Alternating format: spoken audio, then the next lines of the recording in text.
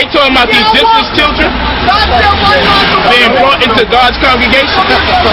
When Israel left out of Egypt, you know it tells you about a mixed multitude. There were Africans that went with us through the Red Sea and mixed among us. That's why that's in there, man. But we hate the Africans. They're our enemies. Now, I'm going to ask you again, because it says here that the offspring of the Egyptians, it says the offspring of the Egyptians went into the God's congregation.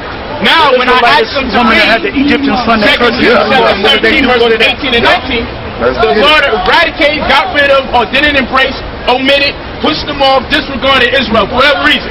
But now when we go over here, he says not only to not abhor the Egyptians, he also says in the second and third generation, it's going to be embraced and brought into God's congregation. So here I see Israel being pushed down and pacified by God.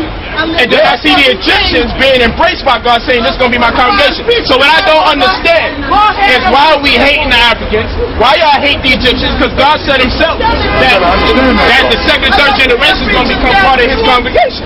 He got rid of Israel and he said, I'm going to embrace the Egyptians.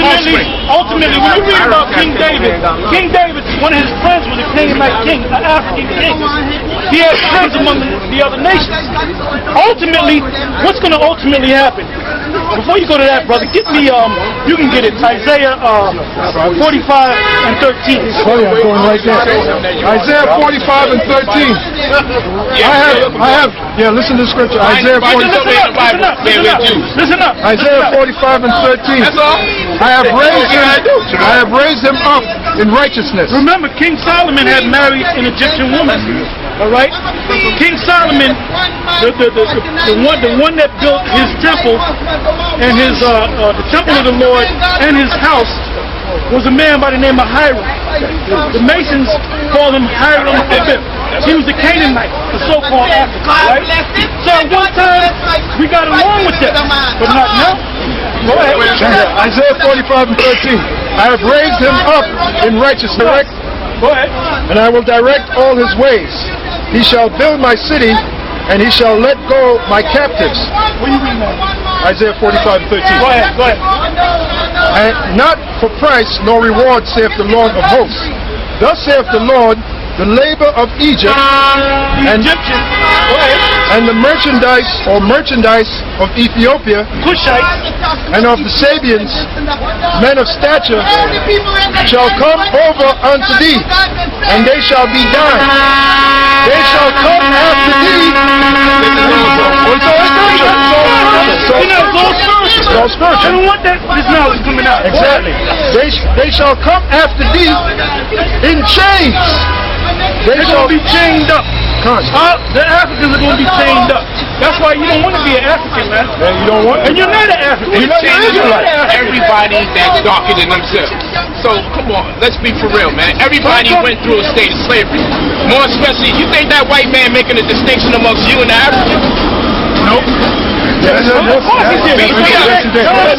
we sharing the pleasure? But you know, he made a deal with the Africans to get us to come in to make us slaves, man. And so there's some Negroes over here for entertainment. There were sellouts. There were sellouts. That's why. So there's sellouts on both sides. So why we gotta hate the Africans? Because they're not. Because the scripture says they hate the once the kingdom is established, we're gonna be over them. So we're gonna set them up in their land, but we're gonna be over there. Right. And they're going to have to worship our God. Right. That's Zechariah 14. That's how it goes down. Did God make a mistake when he embraced the Egyptians? No. He didn't embrace Did it. God nullify the claim and now today he don't embrace them? He didn't embrace all the Egyptians. Of course. He can do the most I can do that. Do whatever he wants. The most I can do that. The most I. I'm going to give you the story. And that's what we call God games. Right, he has his game. He has his game. He does play. And even he said we play our games and God plays his games. So I don't need a God that's going to play games. No, but I got other things to do. I'm going to answer your question. In all reality, yes it is. Can I bring some perspective to it though? In all reality, it's not even a game. God never really embraced the Egyptians. He punished the Israelites. He never embraced them, but he says that he's going to take in their congregation. The second and third generation.